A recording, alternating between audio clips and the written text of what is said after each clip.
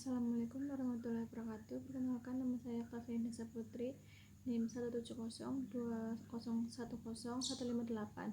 Di sini saya akan mempresentasikan hasil mini riset saya yang berjudul struktur modal, likuiditas, pertumbuhan penjualan, ukuran perusahaan terhadap profitabilitas dengan proporsi Dewan Komisaris Independen sebagai variabel moderasi. Langsung saja ke hasil dan penelitian, di mana populasi yang saya gunakan di sini yaitu perusahaan yang terdaftar di Bursa Efek Indonesia pada tahun 2017 sampai 2019. Untuk sampel yang saya gunakan yaitu ada 10 perusahaan.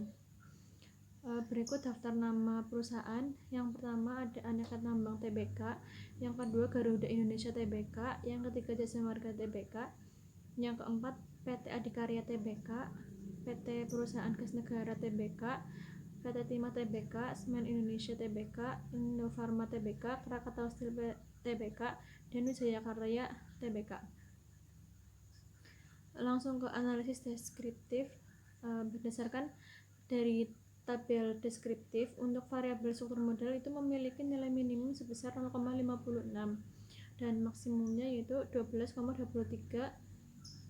Untuk variabel likuiditas, nilai minimumnya 0,26, nilai maksimumnya 2,06. Untuk variabel pertumbuhan penjualan, minimumnya min 1,00 dan maksimumnya 1,43. Untuk variabel ukuran perusahaan, nilai minimumnya 15,23 dan maksimumnya itu sebesar 1527 dan nilai rata-rata sebesar 73,20. Untuk variabel Dewan Komisaris Independen, nilai minimumnya itu sebesar 0,17 dan nilai maksimumnya itu sebesar 0,60. Selanjutnya untuk variabel profitabilitas, nilai minimumnya itu sebesar 0,06 dan nilai maksimumnya itu sebesar 0,6. Selanjutnya ada uji asumsi klasik. Yang pertama itu ada uji normalitas. Di sini saya menggunakan Kolmogorov-Smirnov. Data itu menghasilkan nilai sebesar 0,128 yang berarti kan itu lebih dari 0,05 dan dapat disimpulkan bahwa data tersebut itu normal atau dinyatakan menyebar. Yang kedua, saya ada uji multikolinearitas dengan menggunakan nilai VIF dan nilai toleransi, di mana untuk nilai toleransi untuk variabel struktur model itu mendapatkan hasil 0,937, likuiditas 0,828, pertumbuhan penjualan 0,911, variabel ukuran perusahaan 0,957 dan variabel Dewan Komisaris Independen sebesar 0,826. Dan untuk nilai VIF untuk struktur model itu 1,067, untuk likuiditas 1,208, pertumbuhan penjualan 0,97 dan variabel ukuran perusahaan itu sebesar 1,045. Dan untuk variabel Dewan Komisaris Independen sendiri itu menghasilkan 1,211. Dengan melihat nilai VIF pada variabel tersebut, itu menunjukkan bahwa angka tersebut itu lebih kecil dari 10, yang artinya model regresi itu tidak terjadi gejala multikolinearitas. Selanjutnya ada uji heteroskedastisitas. Di sini saya menggunakan uji Glaser. Di sini tidak terjadi gejala heteroskedastisitas karena nilai signifikansi variabel struktur model itu lebih dari 0,05 yaitu 0,318. Untuk likuiditas itu sebesar 0,069. Untuk variabel pertumbuhan penjualan 0,704. Dan untuk ukuran perusahaan 0,197. Dan untuk nilai variabel Dewan Komisaris Independen itu menghasilkan nilai 0,805. Selanjutnya ada uji autokorelasi, di mana saya menggunakan uji Durbin-Watson. Berdasarkan hasil output itu mendapatkan nilai D1 nya itu 1,2138 dan untuk nilai DU nya itu 1,6498, sehingga dapat diartikan itu D kurang dari DW kurang dari 4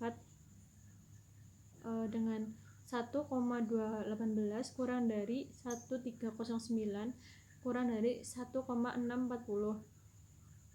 Maka dari hasil tersebut kedua persamaan itu bebas dari autokorelasi.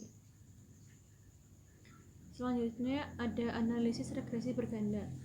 Dari output yang sudah dihasilkan itu dapat ditarik kesimpulan. Yang pertama, berdasarkan hasil di atas itu diperoleh koefisien regresi untuk variabel struktur modal sebesar nilai signifikansinya sebesar 0,560, yaitu berarti lebih besar dari 0,5.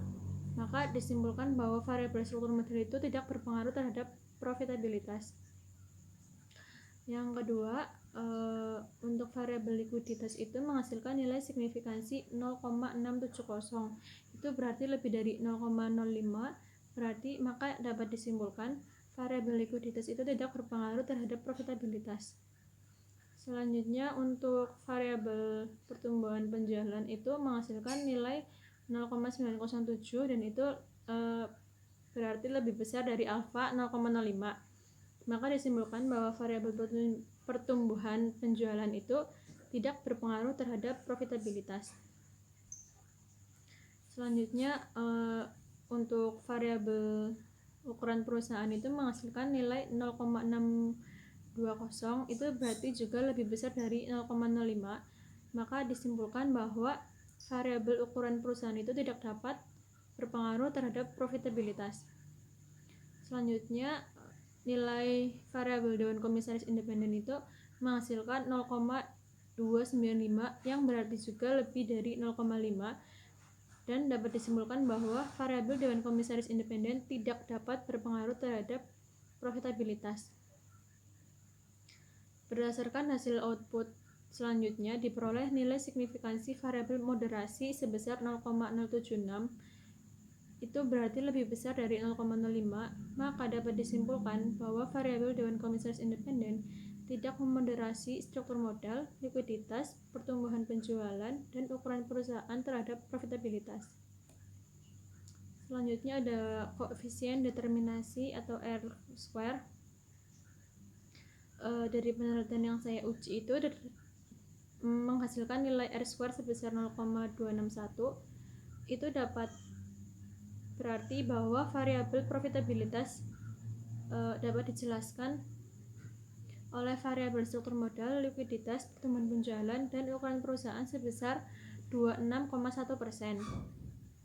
Nah, untuk hasil adjusted R-square itu 0,068, berarti bahwa variasi profitabilitas dapat dijelaskan oleh variabel struktur modal, likuiditas, pertumbuhan penjualan, dan ukuran perusahaan sebesar 6,8%. Selanjutnya itu ada uji F.